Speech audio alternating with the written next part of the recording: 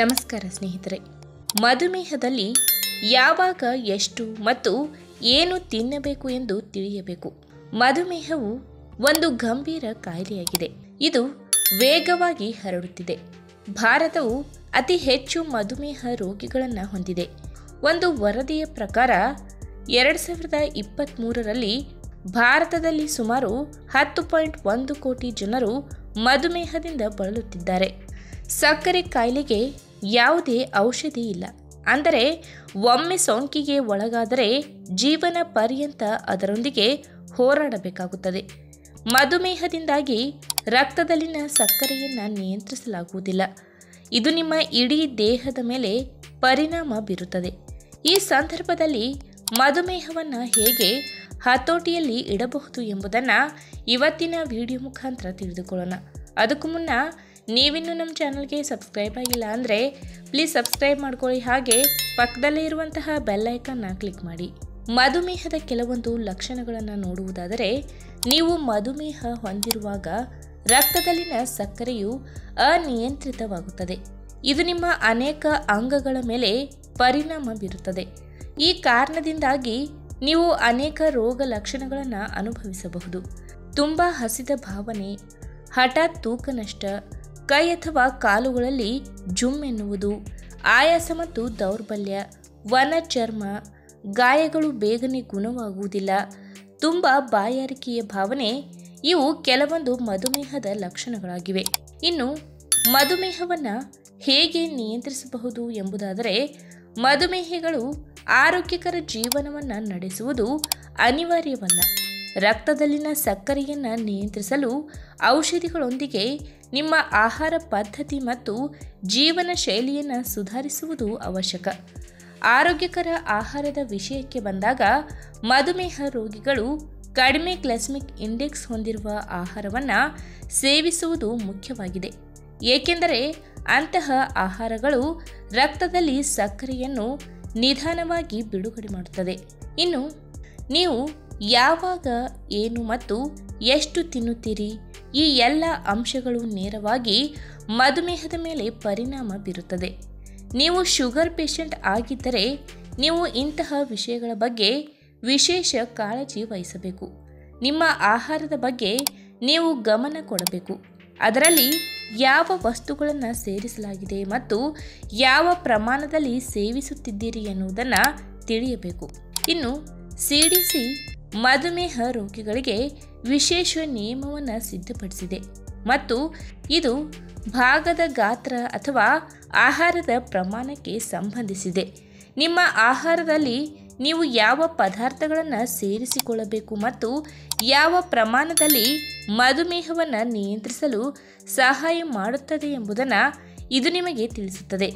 ಇನ್ನು CDC ವರದಿಯ ಪ್ರಕಾರ ರಕ್ತದಲ್ಲಿನ ಸಕ್ಕರೆಯನ್ನು ನಿಯಂತ್ರಣದಲ್ಲಿ ಇಡಲು ನೀವು ಯಾವಾಗ, ಏನು ಮತ್ತು ಎಷ್ಟು ತಿನ್ನಬೇಕು ಎಂಬುದರ ಬಗ್ಗೆ ವಿಶೇಷ ಗಮನ ನೀಡಬೇಕು. ಉತ್ತಮ ಆಹಾರ ಯೋಜನೆಯು ಮಧುಮೇಹವನ್ನು ನಿಯಂತ್ರಿಸಲು ನಿಮಗೆ ಸಹಾಯ ಮಾಡುತ್ತದೆ. ಬ್ರೋಕೊಲಿ, ಪಾಲಕ್ ಮತ್ತು ನಿಮ್ಮ ಆಹಾರದಲ್ಲಿ ಪಿಷ್ಟರಹಿತ ತರಕಾರಿಗಳನ್ನು ಸೇರಿಸಿ. ಉದಾಹರಣೆಗೆ ಹಸಿರು ಬೀನ್ಸ್. ನಿಮ್ಮ ಆಹಾರದಲ್ಲಿ ಹೆಚ್ಚಿನ ಫೈಬರ್ ಆಹಾರಗಳನ್ನು ಸೇರಿಸಿಕೊಳ್ಳಿ. ಬಿಳಿ ಬ್ರೆಡ್, ಅಕ್ಕಿ, ಸಕ್ಕರೆ ಮತ್ತು ಪಾಸ್ತಾದಂತಹ ಆಹಾರಗಳನ್ನು ತಪ್ಪಿಸಿ.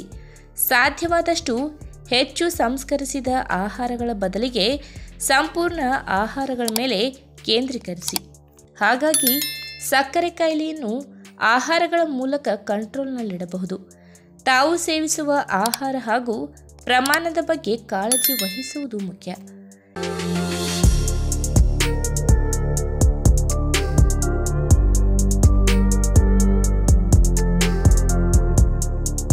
ಮಧುಮೇಹ ಕಾಯಿಲೆ ಇಂತಹದ್ದೇ ಕಾರಣದಿಂದ ಬರುತ್ತದೆ ಎನ್ನಲು ಸಾಧ್ಯವಿಲ್ಲ. ಆದರೆ ಆರೋಗ್ಯಕರ ಜೀವನ ಶೈಲಿ ಸಕ್ಕರೆ ಕಾಯಿಲೆ ಬರದಂತೆ ನೋಡಿಕೊಳ್ಳಲು ಸಹಾಯ ಮಾಡುತ್ತದೆ. ಒಮ್ಮೆ ರಕ್ತದಲ್ಲಿನ ಸಕ್ಕರೆ ಪ್ರಮಾಣ ಹೆಚ್ಚಾದರೆ ಅದನ್ನು ನಿಯಂತ್ರಿಸಲು ಆಹಾರವನ್ನೇ ಅವಲಂಬಿಸಬೇಕು. ಮಧುಮೇಹ ಇದ್ದವರು ಮುಖ್ಯವಾಗಿ ಕಾಪಾಡಿಕೊಳ್ಳುವುದೇ ಆಹಾರ ಪದ್ಧತಿ ಮತ್ತು ಜೀವನ ಶೈಲಿ. ಹಾಗಾದರೆ ಸಕ್ಕರೆ ಕಾಯಿಲೆ ಇದ್ದವರು ಯಾವೆಲ್ಲ ಆಹಾರಗಳನ್ನು ಸಂಯೋಜಿಸಿ ಸೇವನೆ ಮಾಡಬಹುದು ಎಂಬುದನ್ನ ಇವತ್ತಿನ ವಿಡಿಯೋ ಮುಖಾಂತರ ತಿಳಿದುಕೊಳ್ಳೋಣ. ಅದಕ್ಕಿಂತ ಮುಂಚೆ ನೀವಿನ್ನೂ ನನ್ನ ಚಾನೆಲ್ಗೆ ಸಬ್ಸ್ಕ್ರೈಬ್ ಆಗಿಲ್ಲ ಅಂದ್ರೆ ಪ್ಲೀಸ್ ಸಬ್ಸ್ಕ್ರೈಬ್ ಮಾಡ್ಕೊಳ್ಳಿ. ಹಾಗೆ ಪಕ್ಕದಲ್ಲೇ ಇರುವಂತಹ ಬೆಲ್ ಐಕಾನ್ ಕ್ಲಿಕ್ ಮಾಡಿ.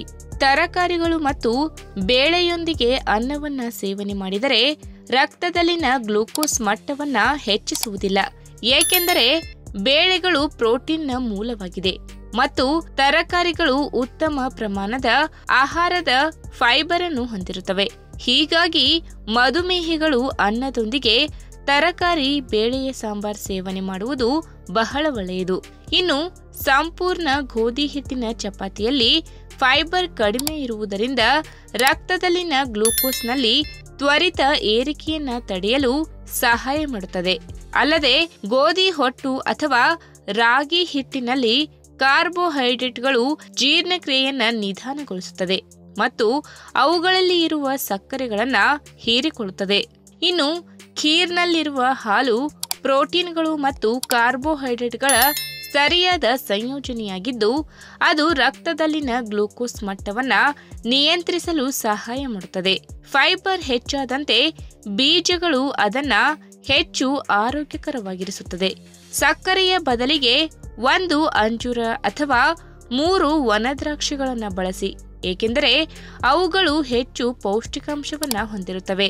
ಇನ್ನು ನವಣೆ ಕಡಿಮೆ ಗ್ಲೈಸೆಮಿಕ್ ಸೂಚ್ಯಂಕ ವರ್ಗದಲ್ಲಿ ಬರುವುದರಿಂದ ಇದು ಮಧುಮೇಹಿಗಳಿಗೆ ಅತ್ಯುತ್ತಮ ಊಟದ ಆಯ್ಕೆಯಾಗಿದೆ. ಮಧುಮೇಹವನ್ನ ನಿಯಂತ್ರಿಸುವಲ್ಲಿ ಮತ್ತು ನಿರ್ವಹಿಸುವಲ್ಲಿ ಇದು ಅತ್ಯಂತ ಶಕ್ತಿಯುತವಾಗಿದೆ. ನವಣೆಯ ಅನ್ನ ಅಥವಾ ನವಣೆಯನ್ನು ನಿಯಮಿತವಾಗಿ ಸೇವನೆ ಮಾಡುವುದರಿಂದ ಸಕ್ಕರೆ ಕಾಯಿಲೆಯನ್ನು ಪರಿಣಾಮಕಾರಿಯಾಗಿ ನಿರ್ವಹಣೆ ಮಾಡಬಹುದು. ಇನ್ನು ಮಧುಮೇಹದಲ್ಲಿ ರಕ್ತದಲ್ಲಿನ ಸಕ್ಕರೆ ಪ್ರಮಾಣವನ್ನು ನಿಯಂತ್ರಿಸುವುದು ಬಹಳ ಮುಖ್ಯವಾಗಿರುತ್ತದೆ. ಅದಕ್ಕಾಗಿ ವ್ಯಾಯಾಮ ಅತಿ ಮುಖ್ಯವಾಗಿದೆ.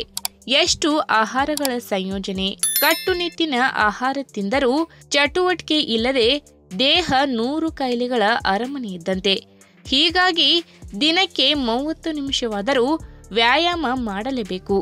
ಈ ವಿಡಿಯೋ ನಿಮಗೆ ಇಷ್ಟವಾದಲ್ಲಿ ತಪ್ಪದೆ ಲೈಕ್ ಮಾಡಿ, ಶೇರ್ ಮಾಡಿ, ಹಾಗೆ ನಿಮ್ಮ ಅನಿಸಿಕೆನ ಕಮೆಂಟ್ ಮೂಲಕ ತಿಳಿಸಿ.